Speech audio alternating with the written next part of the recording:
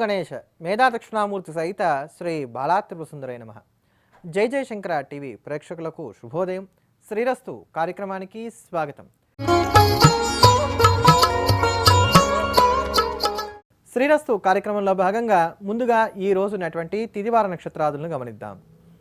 ఈరోజు పాల్గొన బహుళ షష్ఠి మంగళవారం. అనురాధ నక్షత్రం ఉదయం 7:16 వరకు ఉండి తర్వాత నుంచి కూడా జ్యేష్ఠ నక్షత్రం ప్రవేశిస్తున్నది. సిద్ధియోగం, గరజి, వణిజ కరణాలు ఉన్నాయి. ఇటువంటి తిదివార నక్షత్ర సంయోగం కలిగినటువంటి నేటి రోజున సాధారణమైనటువంటి కార్యక్రమాలకు కాలం అనుకూలంగా ఉన్నది అని చెప్పుకోవాలి. ఇక ఉపాసనా పరంగా చూసినప్పుడు ఈ రోజున షష్ఠీయుతమైనటువంటి మంగళవారం కలిసి వచ్చింది కనుక సుబ్రహ్మణ్యేశ్వర స్వామి వారిని ఆరాధన చేయడం మంచిది. మంగళవారం సుబ్రహ్మణ్యేశ్వర స్వామి వారికి చాలా ప్రీతిపాత్రమైనటువంటి వారం. తిథుల్లో షష్ఠి అనేది చాలా ప్రీతిపాత్రమైనటువంటి తిథి. షష్ఠి దేవసేనాదేవి యొక్క స్వరూపమైనటువంటి కారణం చేత ఇది చాలా గొప్పదైనదిగా చెప్తారు. ఒకానొక సందర్భంలో మాతృకలందరూ కూడా సుబ్రహ్మణ్యేశ్వర స్వామి వారిని వరం కోరుకున్నాయట. ఏమని? తాముకు చంటి పిల్లల్ని ఆహారంగా ఇవ్వవలసిందని, వారిని తమ ఆహారంగా స్వీకరిస్తామని వరం కోరుకున్నాయట. అప్పుడు స్వామి అసహించుకొని, మీరు ఇటువంటి వరం కోరుకోవటం ఏమిటి? ఎవరైనా సరే ఇటువంటి వరాన్ని కోరుకుంటారా? దీనివల్ల లోకానికి చెడుపు జరుగుతుంది కనుక ఇలా జరగడానికి వీలు లేదు అన్నట్టు. వెంటనే అయినప్పటికీ మీరు యాచించారు కనుక నేను వరప్రదానం చేస్తున్నాను మీకు. నన్ను ఉపాసన చేసేటువంటి వారు ఎవరైతే ఉంటారో వారి యొక్క సంతుని మాత్రం మీరు బాధించడానికి వీలు లేదు అని వరప్రదానం చేశాట. అందుకని వీళ్ళే పిల్లవాడు పుట్టిన తదాది పిల్లలకి కొంచెం బాలారిష్టాలు సాగేంత వరకు, అంటే కౌమారావస్థ వచ్చేంత వరకు వీళ్ళు విభిన్నమైనటువంటి రూపాల్లో బాధించడానికి సిద్ధంగా ఉంటూ ఉంటారని. ఇవన్నిటినీ కలిపి బాలారిష్ట దోషాలు అని అంటారు. మొదటి రోజు వచ్చేటువంటి జబ్బు, రెండో రోజు వచ్చేటువంటి జబ్బు, మూడో రోజు వచ్చేటువంటి జబ్బుని ఇలా వివరిస్తూ ఈ ఏడాది వరకు రోజుకొక రాక్షసి రూపంలో ఏ ప్రకారంగా వీళ్ళు పీడింపబడుతూ ఉంటారు పిల్లలు. అలానే బాల్యావస్థ ఉండేటువంటి 12 ఏళ్ల లోపుగా ఉండేటువంటి జ్వరాదులు కావచ్చు, ఇతరత్ర రుగ్మతలు కావచ్చు, ఏకాహ్నికంగా, ద్యాహ్నికంగా, త్రాహ్నికంగా, చాతుర్థికంగా, పాంచరాత్రికంగా ఎలా వీళ్ళని పీడిస్తాయి, ఇవన్నీ కూడా చాలా వివరంగా చెప్తారు.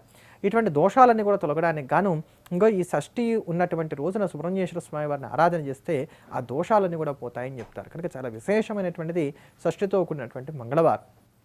అంతేకాక అసలు సుబ్రహ్మణ్యేశ్వర స్వామి వారి యొక్క ఆరాధన చేయడం వలన సునిశ్చితమైనటువంటి జ్ఞానం ఏర్పడుతుంది. ప్రతి మంగళవారము కూడా విద్యార్థులైనటువంటి వారందరూ భగవంతుని ఆరాధన చేసినట్లయితే గనక వారికి జ్ఞానమంతా కూడా పొందడానికి అవకాశాలు ఏర్పడతాయి అని చెప్పాను. సుబ్రహ్మణ్యారాధన అన్నిటికీ ఉపకరించేటువంటిది. ఇందాక చెప్పుకున్నట్టుగా బాలరిష్ట దోషాలు పోవడానికి, సంతానం కలగడానికి, జ్ఞానాన్ని వృద్ధి చేసుకోవడానికి, మోక్షానికి అనేకమైనటువంటి వాటికి ఉపకరిస్తుంది. వాటిలో సునిశ్చితమైనటువంటి జ్ఞానాన్ని పొందడానికి కూడా సుబ్రహ్మణ్యారాధన చాలా గొప్పది. పిల్లలు మాట వినడం లేదు, వాళ్ళు మా దారిలోకి రావాలి అనుకున్నప్పుడు ప్రతిరోజు కూడా చేత్తో విభూది పట్టుకొని సుబ్రహ్మణ్య సహస్రనామ స్తోత్రాన్ని చక్కగా పారాయణ చేసి పిల్లలకు రక్షగా పెడుతూ వచ్చినట్లయితే కనుక వాళ్ళు మాట వింటారు. అలానే ప్రజ్ఞావర్తన కార్తికేయ స్తవం అని ఉంది. ఈ ప్రజ్ఞావర్తన కార్తికేయ స్తవాన్ని రోజు చక్కగా పిల్లల చేత పారాయణ చేస్తూ వచ్చినట్లయితే వారికి మేధస్సు వృద్ధి చెందుతుంది. లేదా ఇందాక చెప్పిన ప్రకారంగా చేత్తో విభూది పుచ్చుకొని ఈ ప్రజ్ఞావర్తన కార్తికేయ స్తవాన్ని రోజు కూడా చక్కగా అయినన్ని ఎక్కువసార్లు పారాయణ చేసి దాని పిల్లలకి చక్కగా రక్షగా పెడుతూ వచ్చినా కూడా వాళ్ళకి మేధస్సు వృద్ధి చెందుతూ వస్తుంది. ఇలా ఏది కోరుకుంటే అది స్వామి అనుగ్రహిస్తూ ఉంటాడు. చర్మ వ్యాధులతో మీరు బాధపడుతున్నారా? సుబ్రహ్మణ్య భుజంగ ప్రయాత స్తవా నిత్యం పారాయణ చేస్తూ రావటం వలన ఆ చర్మ రుగ్మతలు ఏవైతే ఉన్నాయో ఇవన్నీ కూడా తగ్గుముఖం పడుతూ ఉంటాయని చెప్పని.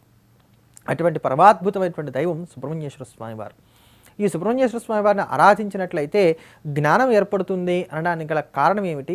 అలా జ్ఞానప్రదాతగా స్వామి ఏ క్షేత్రంలో ఏం చేసి ఉంటాడు అనేది ఒక్కసారి మనం అనుచరణ చేసినట్లయితే తిరుప్పరకుండ్రం అని పిలువబడుతున్నటువంటి క్షేత్రాలు ఏవైతే ఉన్నాయో, అంటే 6 క్షేత్రాలు ఉన్నాయి. 6 పడైవీడు అంటారు ఈ 6ంటిని.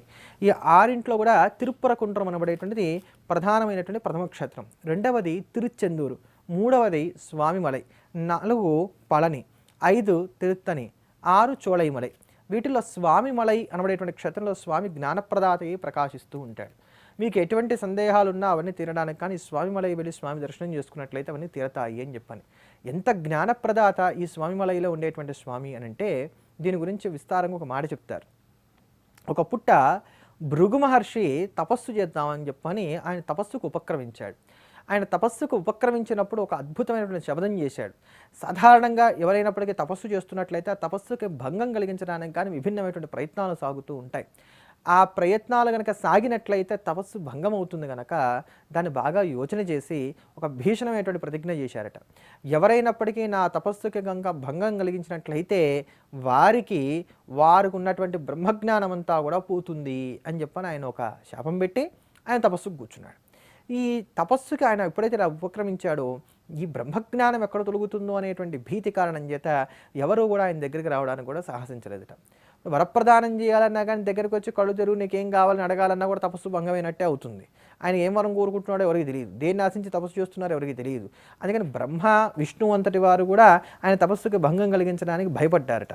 అటువంటి సమయంలో ఈశ్వరుడు లోక కళ్యాణార్థమై ఆ భృగు మహర్షి ఎదుర్కొండా సాక్షాత్కరించి, మహర్షి మీరు దేనికోసం తపస్సు చేస్తున్నారు, మీకేం కావాలో వరం కోరుకోండి అని చెప్పని అడిగాట. వెంటనే ఆ భృగువు కళ్ళు తెరిచినటువంటి వాడై పరమేశ్వరుని చూసి తన వాంఛితార్థాన్ని అంతా పొందిన తర్వాత తాను పెట్టినటువంటి శాపం గుర్తొచ్చి బాధపడ్డాట. సర్వజ్ఞుడమైనటువంటి ఈశ్వరుడివే, నీకు బ్రహ్మజ్ఞానం కోల్పోతున్నావే, నాకు ఇది చాలా బాధగా ఉంది, నా వచనం అన్యంగా మారడానికి ఏమో అవకాశం లేదు, అలాని ఇప్పుడు ఏం చేయాలో నాకు తెలియకుండా ఉన్నది అని చెప్పని బాధపడతాడు. బాధపడినప్పుడు పరమేశ్వరుడు నాయన కాగలవలసింది అవుతుంది, కాలానికి అందరం బద్దులమై ఉండవలసిందే కానీ స్వతంత్రించడానికి అవకాశం లేదు కనుక నీవు బెంగపడవలసినటువంటి అవసరం లేదని చెప్పని భృగువుని ఓదార్చి స్వామి కైలాసానికి వెళ్ళిపోయాడు. ఇలా ఉండగా ఒక రోజున కైలాసంలో స్వామి దర్శనార్థమై బ్రహ్మదేవుడు అక్కడికి వచ్చాడు. ఆ బ్రహ్మదేవుడు కైలాసంలోకి స్వామివారిని దర్శనం చేయడానికి కానీ ప్రవేశించడానికి వెళ్తూ అక్కడ వీరబాహు మొదలైనటువంటి వారితో ఆటలు ఆడుకుంటున్నటువంటి బాలసుబ్రహ్మణ్యేశ్వరుని దర్శనం చేశాడు. ఆ బాలసుబ్రహ్మణ్యేశ్వరుని దర్శనం చేసినప్పుడు ఆ బాలసుబ్రహ్మణ్యేశ్వరుడుకి ఈయన నమస్కారం చేస్తాడేమో, బ్రహ్మగారు ఏమైనా నమస్కారం చేస్తారో చూద్దామని వేచి చూశాట. కానీ బ్రహ్మగారి పిల్లవాడు అనేటువంటి ధ్యాసతో ఈయన వదిలేసి లోపలికి వెళ్ళిపోయాట. స్వామివారి దర్శనం చేసుకున్నాడు, ఈశ్వరుడు దర్శనం చేసుకున్నాడు, వెంటనే బయటకు వచ్చాడు. వెళ్ళేటప్పుడు ఏమైనా నమస్కారం చేస్తాడేమో చూసేట, అప్పుడు నమస్కారం చేయట్లేదట. దాంట్లో క్రుద్ధుడైనటువంటి సుబ్రహ్మణ్యేశ్వరుడు ఆయన అడ్డగించి, ఎవరు మీరు, ఎందుకు వచ్చారు, ఎందుకు వెళ్తున్నారు అన్నట్టు. ఈయన కోపం వచ్చింది బ్రహ్మగారికి. అయినా కానీ ఎలా అయినా ఈశ్వర తనయుడు కదా అనేటువంటి కారణం చేత నన్ను బ్రహ్మగారు అంటారు, నేను సృష్టి కార్యం చేస్తుంటానని చెప్పాట. ఓహో అలాగా, సృష్టి దేని సహాయంతో చేస్తారో చెప్పండి కాస్త వింటాను అన్నట్టు. వేదముల సహాయంతో అన్నట్ట బ్రహ్మ. అబ్బో మీకు వేదాలన్నీ వచ్చే అన్నట్ట. ఎందుకు రావు అన్నట్ట బ్రహ్మ. అయితే ఏదో ఒక్కసారి వెళ్ళవేయని చూద్దాం అన్నట్టు. ఆయన ఓం అన్నాడు బ్రహ్మగారు, అంతే. ఈ సుబ్రహ్మణ్యేశ్వరుడు యొక్క మాయా ప్రభావం చేత తర్వాత ఏవి ఆయన జ్ఞాపకం రాలే. చాలా చాలేవయ్యా, బాగా చెప్పావు, నీకు ప్రణవం తర్వాత ఉన్నదే ఏమీ తెలియలేదు, నువ్వు ఈ వేదములన్నీ చదివావా, సరే పోనీ ఆ ఓం అన్నావుగా ప్రణవార్థం చెప్పు అన్నట్ట. ప్రణవార్థం స్ఫురించలేదు బ్రహ్మగారికి. ఇట్లాంటి బ్రహ్మగార సృష్టి చేసేటువంటిది తీసుకెళ్ళి బంధించండి అన్నట్టు వీరబాహువులు పిలిచి ఆయన తీసుకువెళ్ళి బంధించారు. ఎప్పుడైతే బ్రహ్మగారిని బంధించారో లోకంలో గగ్గోలు మొదలైంది. వెంటనే విష్ణువాదులందరూ కూడా వెళ్ళి పరమేశ్వరుడికి జరిగినటువంటి విషయాన్ని విన్నపం చేస్తే పరమేశ్వరుడు సుబ్రహ్మణ్యేశ్వర స్వామి వారికి చెప్పి బ్రహ్మగారిని విడిపించాట. తర్వాత ఈ సుబ్రహ్మణ్యేశ్వర స్వామి వారి దగ్గరికి పిలిచిన ఆయన, ప్రణవార్థం నీకు తెలిసిన ఏది చెప్పు ఒకసారి అని అన్నట్టు. తండ్రి నీవు అడిగితే నేను చెప్పకుండా ఉండటానికి ఏమన్నా ఉందా, ప్రణవార్థం నాకు స్వతంత్రంగా తెలిసినటువంటిదా, నీవు చెప్తేనే కదా నేను తెలుసుకున్నటువంటిది, నువ్వు అమ్మకు ఉపదేశం చేస్తుండగా విని కదా నేను తెలుసుకున్నాను, కానీ నీవే ఒక నియమం ఏర్పాటు చేసావు, ప్రణవార్థం తెలుసుకోవాలి అని అంటే ఎవరైనప్పటికీ కూడా గురువుని ఆశ్రయించి తెలుసుకోవాలని నీవే చెప్పావు గనక మరి నేను ఇప్పుడు నీకు ఎలా ఉపదేశం చేసేది అన్నట్టు. వెంటనే ఈశ్వరుడు తనని తాను శిష్యుడిగా అట్టిపెట్టుకుని నియమించుకున్నటువంటి వాడే సుబ్రహ్మణ్యేశ్వర స్వామి వారిని గురువుగా భావన చేసి ఒక గురువు దగ్గర ఎంత వినమ్రతతోటి శిష్యుడు ప్రార్థించాలో అంత వినమ్రతతోటి ప్రార్థించి సుబ్రహ్మణ్యేశ్వర స్వామి వారి యొక్క ముఖతః ప్రణవార్థాన్ని విని ఉప్పొంగిపోయాట ఈశ్వరుడు. అలా ఈశ్వరుడు అంతటి వాడికి ప్రణవార్థాన్ని ఉపదేశం చేశాడు కనుక స్వామికి గురునాథుడని, స్వామినాథుడని, గురుగుహుడని అనేటువంటి అనేకమైనటువంటి నామాలు వచ్చాయని చెప్తారు. ఇలా ప్రణవార్థమును ఈశ్వరుడు సుబ్రహ్మణ్యేశ్వరుడు ద్వారా తిరిగి తెలుసుకున్నటువంటి వాడై తన యొక్క పుత్రుని చేతిలో ఎప్పుడు కూడా తండ్రి పరాజయాన్ని ఇచ్చగిస్తాడు అనేటువంటి శాస్త్రవాక్యాన్ని యథార్థం చేస్తూ సుబ్రహ్మణ్యేశ్వరుడు యొక్క వైభవాన్ని లోకానికి వెల్లడి చేస్తూ భృగు మహర్షి తనకిచ్చినటువంటి శాపం ఏదైతే ఉందో బ్రహ్మజ్ఞానాన్ని కోల్పోతాడనేటువంటిది ఆ బ్రహ్మజ్ఞానాన్ని తిరిగి మళ్ళీ సుబ్రహ్మణ్యేశ్వరుడు ద్వారానే పొంది తన ప్రతిబింబం ద్వారానే తనకున్నటువంటి వ్యవహారం అంతా కూడా పొందినటువంటి వాడే ఈశ్వరుడు కూడా ధన్యత చెందాడు. ఇలా స్వామి మలైలో వేం చేసి ఉంటాడు అని చెప్పి ఒక మాట చెప్తూ ఉంటారు. అటువంటి గురునాథుడు గనక ఆ సుబ్రహ్మణ్యేశ్వర స్వామి వారిని ఆశ్రయించినట్లయితే మనకి ఎటువంటి అజ్ఞానం అంటకుండా ఉంటుందని, శాస్త్ర పాండితీ ప్రతిభ కలుగుతుందని చెప్తూ ఉంటారు. అటువంటి సుబ్రహ్మణ్యేశ్వరుని ఆశ్రయించి మనకు ఉండేటువంటి కష్టాలన్నీ కూడా మనం పోగొట్టుకున్నదేమోగా కానీ ప్రార్థన చేస్తూ ఈ రోజునటువంటి పరిహారాన్ని ఒక్కమారు గమనిద్దాం.